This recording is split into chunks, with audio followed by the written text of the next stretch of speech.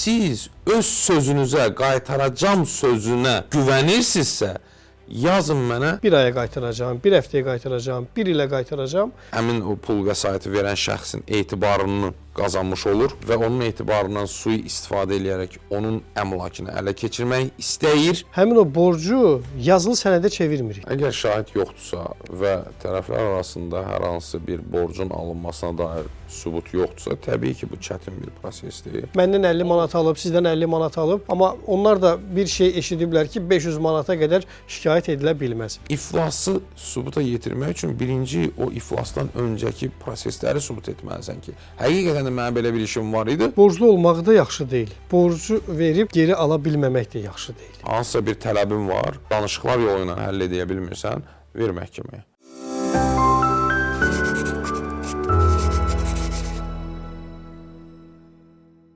Hər vaxtınız xeyir, hardan başlamalı efirdədir. Hardan başlamalının bugünkü qonağı vəkil Elvin Səlimovdur. Elvin bəy, xoş gəlmisiniz. Xoş gününüz olsun. Elvin bəy, bu dəfə sizinlə borc mübahisələrindən danışacağıq.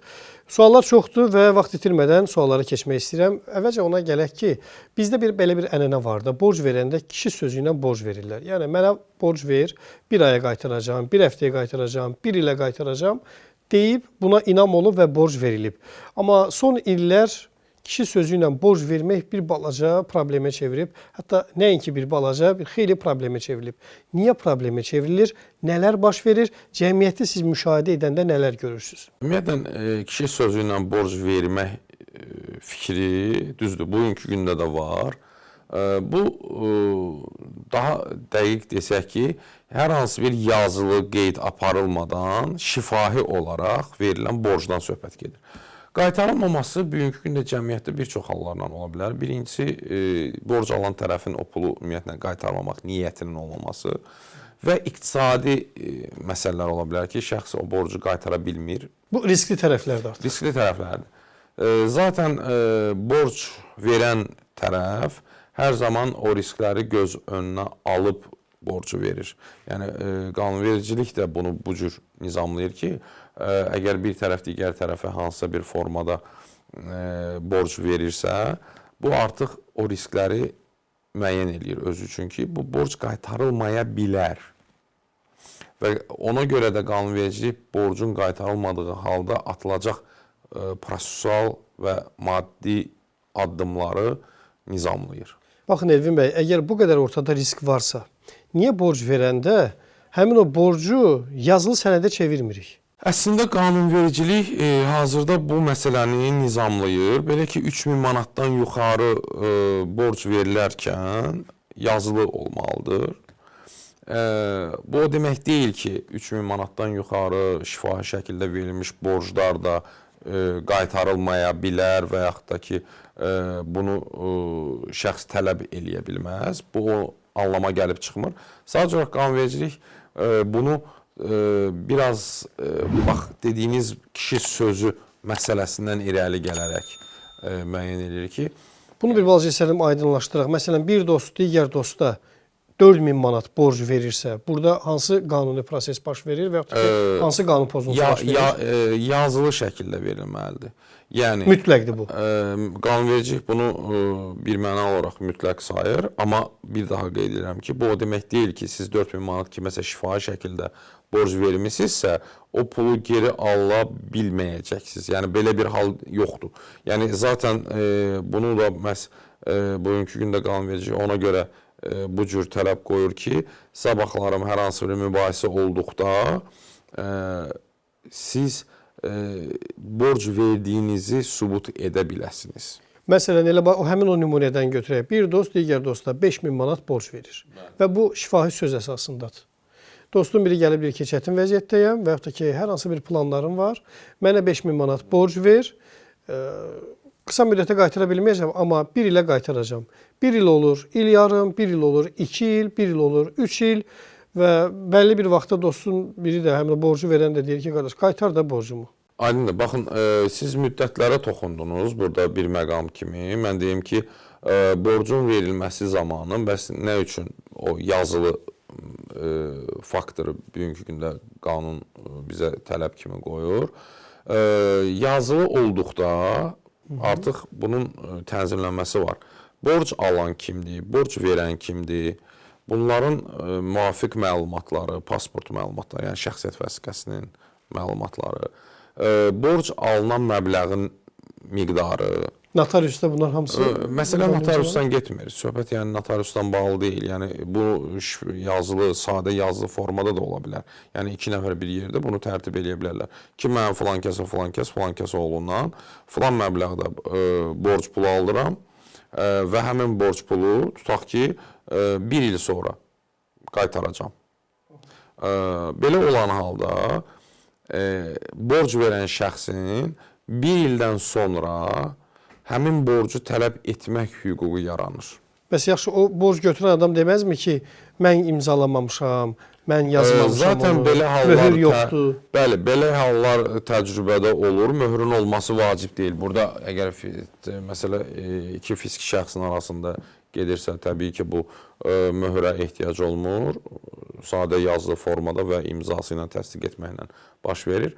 Və deyə bilər ki, ümumiyyətlə belə deyək, o sənədi mən imza etməmişəm və s. Bu artıq ekspertiza nəticəsində müəyyən olunursa ki, həqiqətən də o imza onundur və o xətt onundur. Bu xəttşünaslıq ekspertizası keçirilir bununla bağlı və müəyyən olunduqda artıq təbii ki, bu mübahisə artıq məhkəmə müstəvisinə keçirsə, məhkəmə həmin borcun qaytarılmasına bağlı qərar qəbul edir. Çünki biz indi məsələyə borc alıb qaytara bilməyən tərəfdən toxunduq.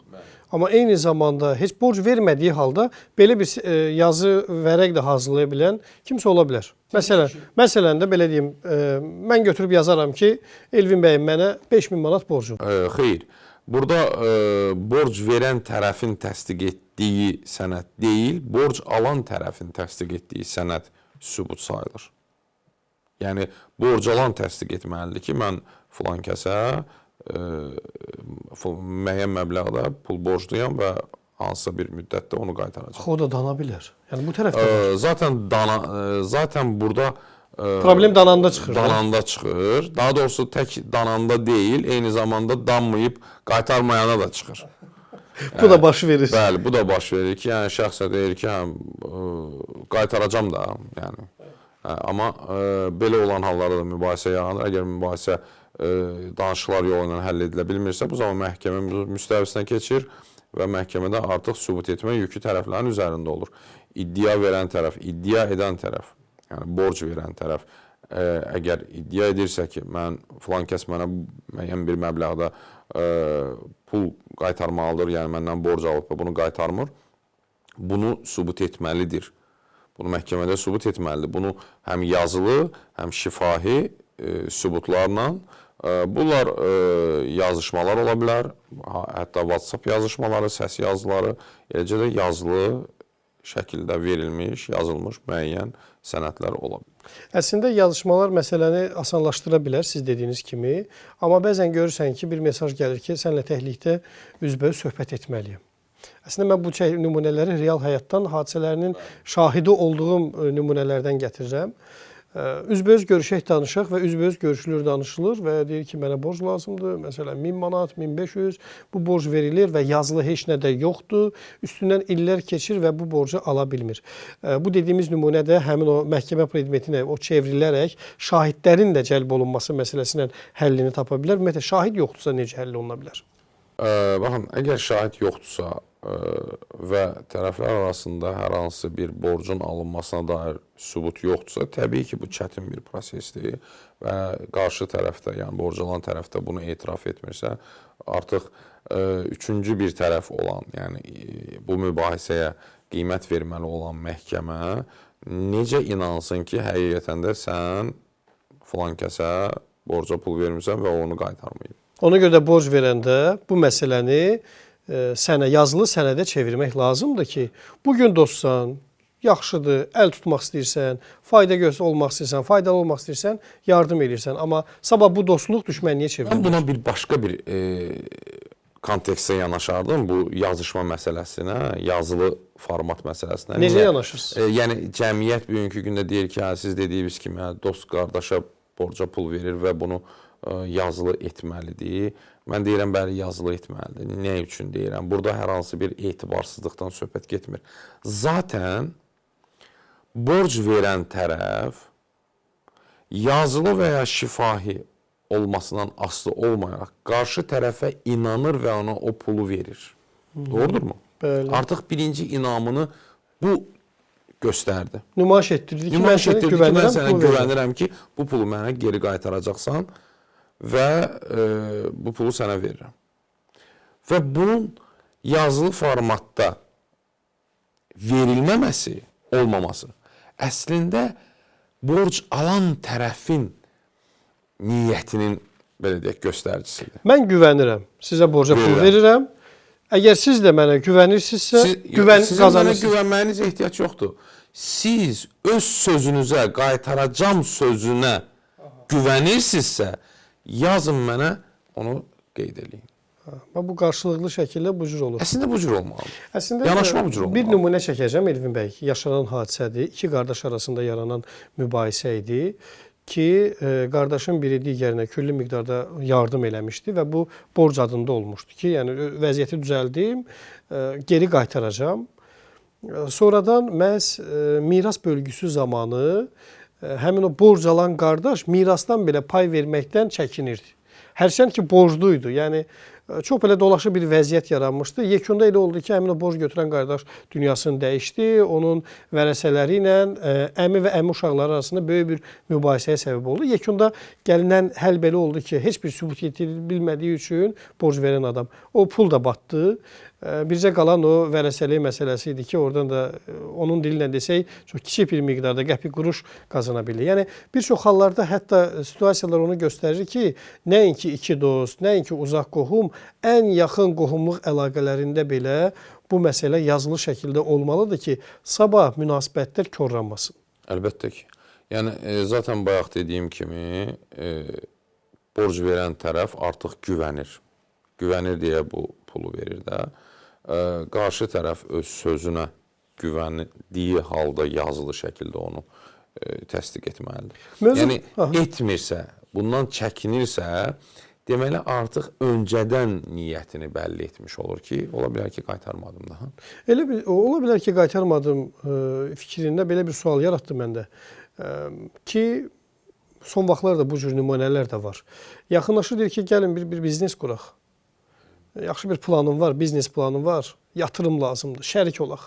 Bir 20 min mən qoymuşam, bir 20 min manat da sən gəl bu işə şərik qoşul, bu işi bir böyüdək, biznes quraq özümüzə. Bir ay keçir, 2 ay keçir, 1 il keçir və baxsan ki, hələ ki normaldır da, yəni cüzi miqdarda da olsa aylıq gəlirimiz var, yəni müsbətə doğru dəyişikliklər hiss edirik. Və bir ildən sonra birdən-birə xəbər gəlir ki, biznes çökdü.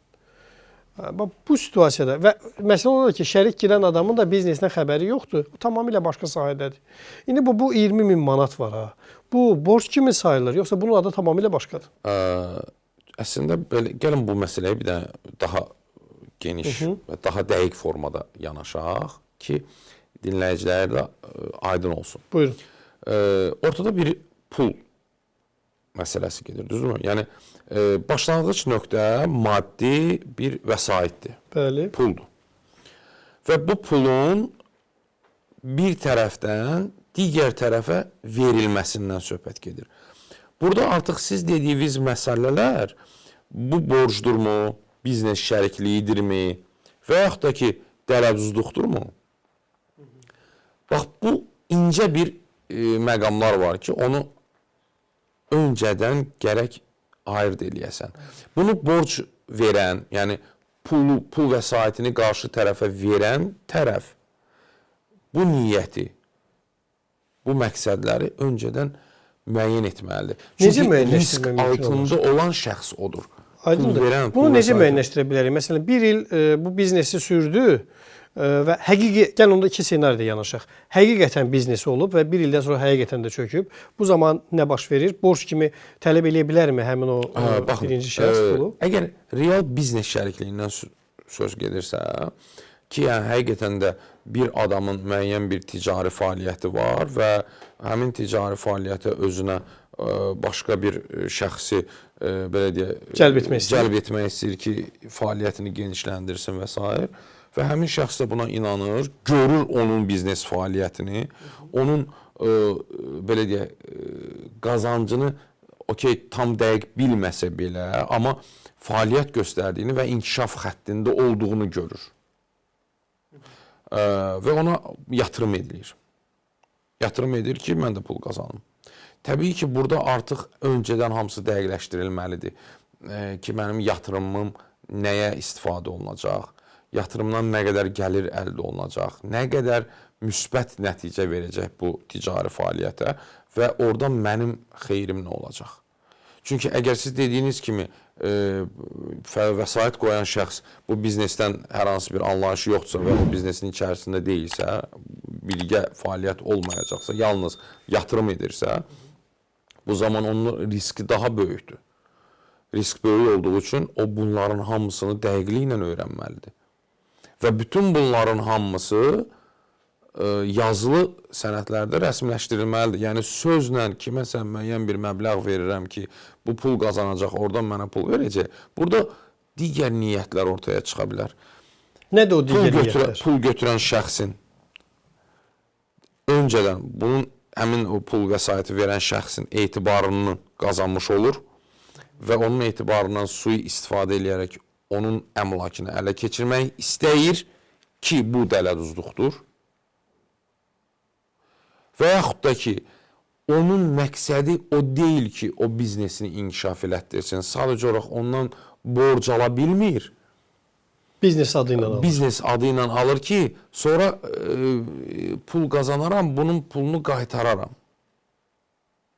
Yəni niyyəti ya borcdur, ya da ümumiyyətlə o pulu qaytarmamaqdır. Fərqli niyyətlərdir. Biri cinayətdir. Niyyət artıq cinayəti tönəndir, dələduzluqdursa, əgər belə dediyimiz kimi öncədən məqsədi o pulu qaytarmamaq olursa, onun etibarından sui-istifadə təbii ki, öncədən niyyət varsa, amma bir nümunə çəkdiyimiz bu biznes qurulubsa, o biznes həqiqətən çökübsə, burada artıq münasibət... Təbii ki, burada heç borc münasibətindən həll olunmur. söhbət Bu getdi. İkinci versiya odur ki, gəlib borc ala bilmir, deyə bilmir ki, mənə 20.000 manat pul lazımdır, mənə borc ver, bilir ki, verməyəcək. Ona görə başqa bir senarilər qurur, biznes quraq və yekunda nə düşsə bəlkə də bu pulu qaytarır. Bəli, ola bilər 5 ildən sonra qaytarsan, 2 ildən sonra qaytarsan, hissə qaytarsın. Bir də yəni var məqsədi ki, o pulu əldə etmək olur. Bir də var ki, ümumiyyətlə qaytarmaq niyyəti ilə də deyil. Təbii ki, bu artıq dələduzluq. Burada gəlir. Bu da üçüncü senaridir ki, sadəcə 20.000 manatı istəsəm, Elvin bəy mənə bu 20.000 manatı verməyəcək. Deyirəm ki, belə bir planım var. Gəl bu proyektdə, bu biznes layihəyə yatırım eləyək. Siz də tamamilə başqa sahədəsiniz ki, belə nümunələr də var. Mənim də indi belə deyim də, keçmişimdə bir biznesmenlik də olub, bəzi işləri də görmüşəm. Belə 20.000 alıram, ondan sonra ayda 1000, ayda 2000, harca bir 10.000 də qoyuram kənara ki, bunu Elvin bəyə qaytaracağım. Yerdə qalan 10.000-in isə sadə deyilsə arxasına keçirəm. Necə el arasında deyil, arxasına keçir və qaytarmayacaq da. Burada necə olur? Bu məsələyə hüquq nə deyir? Burada artıq yəni real biznes şərikliyindən söz gedirsə və pul verən tərəf başqa bir halı, yəni dələduzluğu və yaxud da ki, borc verdiyini sübut eləyə bilmirsə, burada biznes şərikliyindən söhbət gedir və biznes şərikliyində artıq ticarət şərikliyində burada risklər hər iki tərəfin üzərində olmuş olur. Yəni, sən bu pulu verəndə bu ticarətin, bu biznesin belə deyək, batma ehtimalını da göz önünə gətirirsən. Amma bu biz dediyimiz sonuncu nümunədə dələduzluq idi. Niyyəti o idi ki, 20.000 alsın, 10.000-i 3 aya qaytarsın, amma digər 10.000-i ümumiyyətlə qaytarmasın, yoxa çıxsın. Bu aydın məsələdir. Bu artıq niyyət dələduzluqdur. Burada niyyət dələduzluqdur. Və bu niyyəti sübut etmək mümkündür. Niyə? Tutaq ki, mən birinə bu pul vəsaitini verirəm və o mənə deyir ki, mən bu biznesi qururam, belə bir iş qururuq və yaxud da işi qurmuşuq, əlavə vəsait lazımdır, sən də buradan pul qazanacaqsan. Mən də sənə inanıram və o pulu sənə verirəm və nəticə etibarıyla dediyiniz kimi 3 ay, 5 ay, 3000, 2000 nəsə pul verilir və sonra da qalan hissə verilmir, amma verilmir məqamına gəlib çatanda artıq qarşı tərəf verilməməsinin səbəblərini göstərməlidir. Yəni, deyək ki, deyirlər ki, mən belə deyək, bankrot oldum. 3 aydan sonra. İflas oldum. 5 aydan sonra, 3 aydan sonra iflas oldum. Aha, nə iflas oldun? Yəni Nə qurmuşdun? Ayson, yəni iflası sübuta yetirmək üçün birinci o iflasdan öncəki prosesləri sübut etməlisən ki, həqiqətən də mənim belə bir işim var idi, amma hansısa bir səbəblərdən və belə deyək, yanlış ticari addımlar atdım və bunun nəticəsində iflas oldum. Məsələn, malım batdı, getdi. Bu ola bilər ki, hansısa bir xam mal olsun, ola bilər meyvə tərəvəz olsun və s. tez xarab olan mallar ola bilər və s.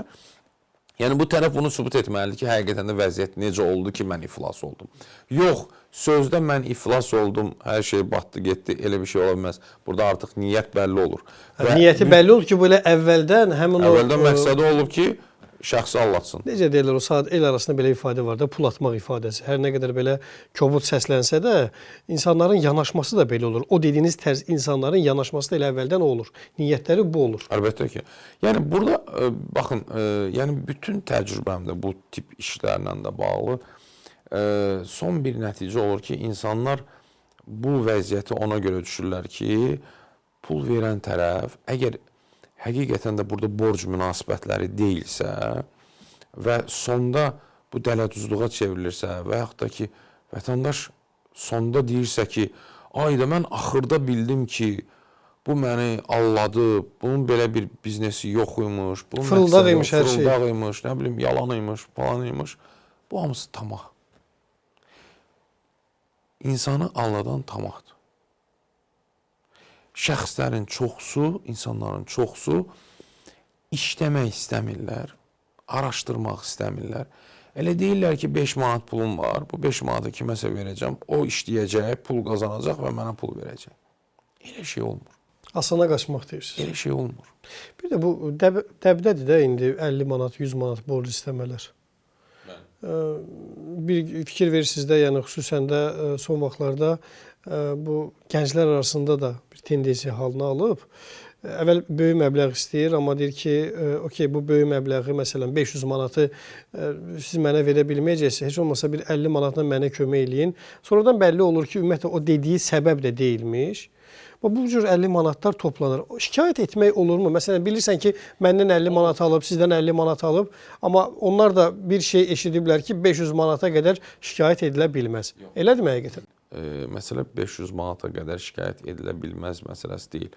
Burada dələduzluq əməlinin cinayət olub olmamasını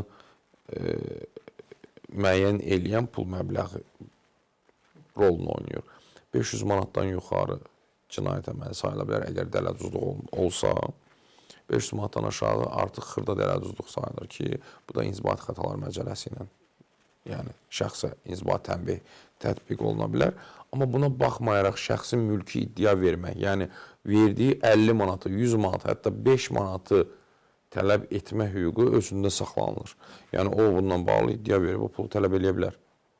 Yəni bunun, bu pul məbləğinin 5 manat yoxsa 500 manat olması önəm daşımır. Yəni bu demək deyil ki, biri-birinə 50 manat pul veribsə, onu sabahları mübahisələndirib məhkəmə qaydasını tələb edə bilməz. Yəni tələb edə bilər. Eyni prosedur qaydası keçəcək. Və məhkəmə xərclərini də həmin o borcu götürən adama ödətdirə bilər.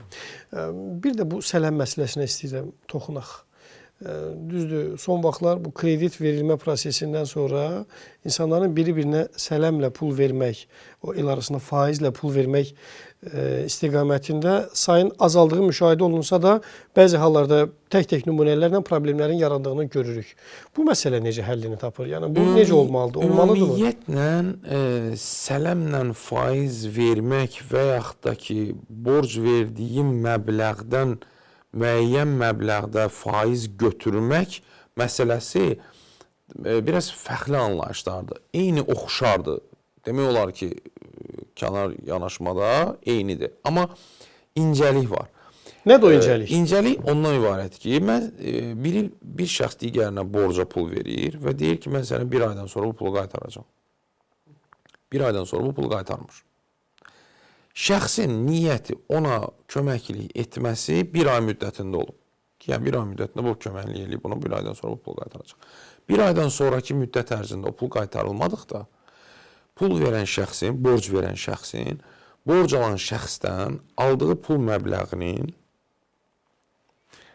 əldən çıxmış faydaya görə itkilərinə görə faiz, dəbbə pulu almaq hüququ yaranır. Bu qanunvericiliklə Və tənzimlənir. yazılı şəkildə də bunları qeyd edə bilərlər. Hətta yazılı şəkildə qeyd etməsələr belə qanunvericilik bunu tənzimləyir.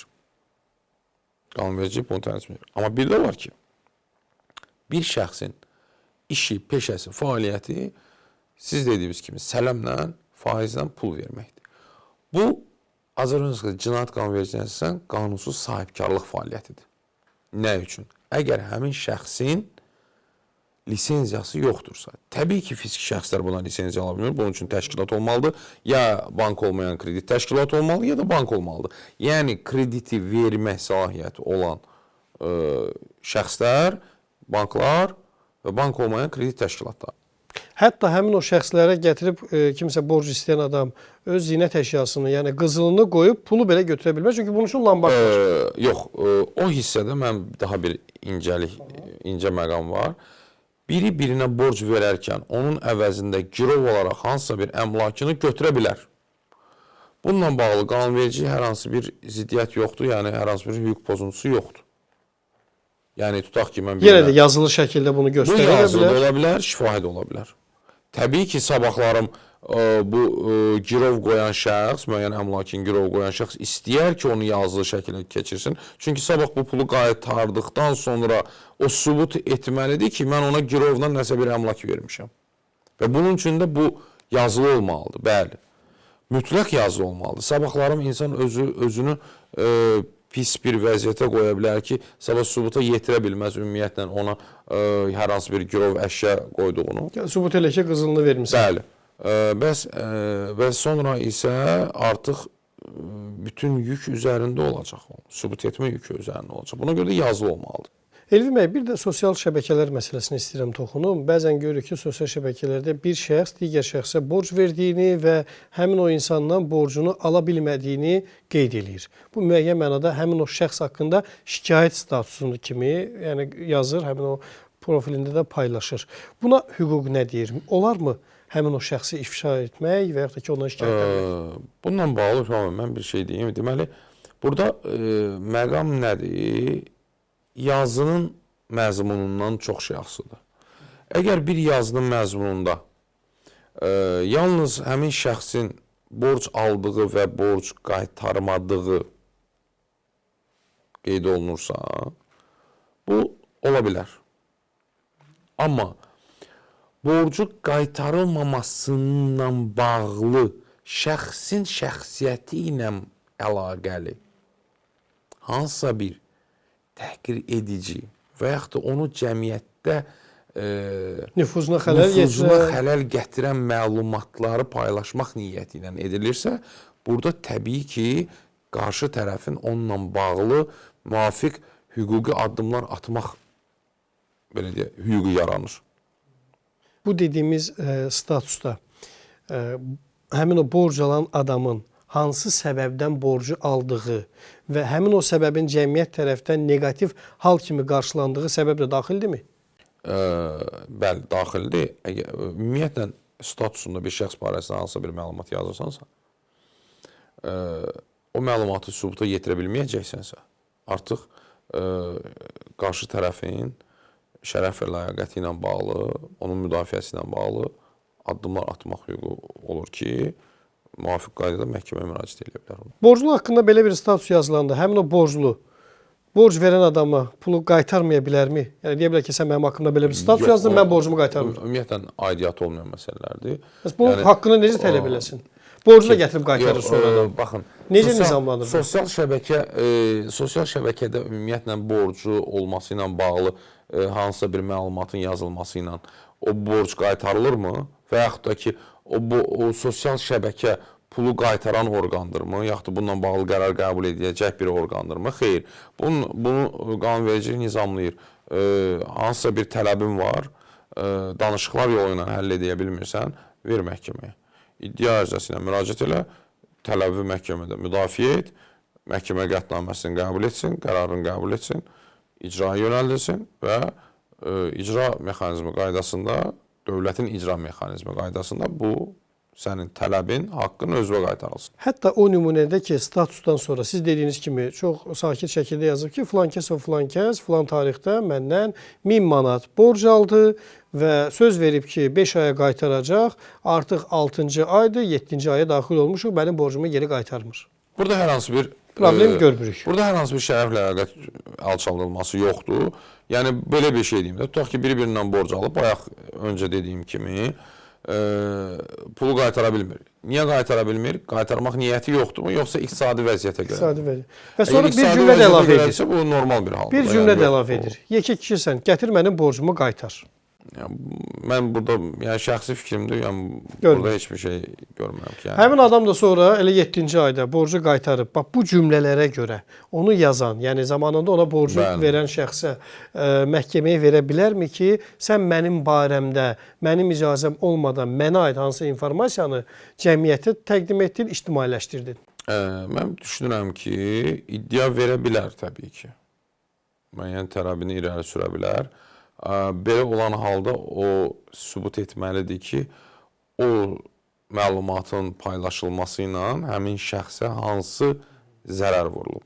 Bu maddi və mənəvi zərər ola bilər. Yəni ola bilər ki, iş yerindən çıxara bilərlər. Tək iş yerinə, məsələn, şəxs ola bilər ki, müəyyən mənada bir ticari fəaliyyətlə məşğuldur, onun müəyyən kompanyonları var. Və yaxud da ki, şərikləri var, əməkdaşlıq etdikləri var. Hansısa əməkdaş etdiyi şirkətlər var, yaxud da fiziki şəxslər var və onların bu statusundan sonra həmin şəxsin cəmiyyətdə olan etibarı, nüfuzu zədələnir və ondan heç kim iş görmək istəmir və nəticə etibarilə adamın bütün belə deyək, ticari fəaliyyətinə təsir eləyir. Təbii ki, belə olan halda iddia qaldıra bilər. Yəni bir sözlə bütün bu məsələlərə individual və fərdi yanaşma olmalıdır ki, dəqiq hüquqi münasibət bildirilsin, tam diaqnoz qoyulsun. Təbii ki, ümumiyyətlə mən hər zaman deyirəm ki, əgər ortada bir pul münasibətlərindən, yəni qaynaqlanan bir belə deyək, hərəkətlər varsa, borc alma olsun, borc vermə olsun, biznes şərikliyi olsun, fərq etməz. İstər dələduzluq niyyəti ilə olan bir hərəkətlər olsun. Yəni mən deyərdim ki, borc verən tərəf və yaxud da pul vəsaiti kimdən ki çıxır, o tərəf mütləq qaydada vəkilə müraciət etməlidir. Yəni, bunu mən vəkiləm deyə demirəm. Yəni, bütün təcrübə bunu göstərir ki, gələcəkdə problem yarananda gedəcəksən vəkilin yanına, amma öncədən getsən bir çox problemlərin qarşısını ala bilərsən və hətta belə deyək, gələcəkdə müəyyən bir o əlindən çıxa biləcək maddi vəsaitin sənin əlində qala bilər. Belə bir yanaşma var ki, Elvin bəy, borclu olmaq da yaxşı deyil. Borcu verib geri ala bilməmək də yaxşı deyil. Təbii ki. Ümumiyyətlə, əsas odur ki, borc verdiyin insan biləsən ki, o borcu qaytaracaq. Və düzdür, bizim məhkəmə təcrübəmizdə bu biraz açığını deyim ki, məhkəmələr bu məsələyə loyal yanaşmırlar. Bu borc münasibətlərindən irəli gələn münasibətlərdə, hüquq münasibətlərində, mübahisələrdə daha doğrusu ki, borc verən tərəfin o pulu geri ala bilməməsi ilə daha sonra məhkəməyə borcla bərabər, ona dəymiş maddi zərərlə bərabər mənəvi zərərin tələbi ilə bağlı məhkəmələr buna çox da loyal yanaşmırlar açığı. Yəni təcrübəmizdə bu cür görsənir hələ ki. Yəni amma əslində burada bir mənəvi zərər də rol oynayır. Çünki borcu verən tərəf bilir ki, məsələn, borcu verəndə deyir ki, 5 aydan sonra qaytaracağım. O 5 aydan sonra qaytarmır, 2 il keçir, qaytarmır və daha sonra ümumiyyətlə o adamı saymır, cavab vermir və s. və s. Burada insan bir mənəvi əziyyət çəkir. Əsəb keçirir, stres keçirir. Ki, yəni mən sənə inanmışdım, mən sənə bu pulu vermişdim ki, sən öz problemlərini həll eləyəsən, amma sən isə məni aldatdın və məni özümə etibarımı, öz şəxsiyyətimə olan etibarımı sarsıtdın. Yəni, bu halda təbii ki, əslində o mənəvi zərərlə bağlı iddialar da təmin olunmalıdır. Bəs şəxs məhkəməyə müraciət edə bilərmi ki, bu iddia ilə, ki, indi bunu qeyd edəcəm. Məsələn, 2026-cı ildir, mən 1000 manat borc vermişəm.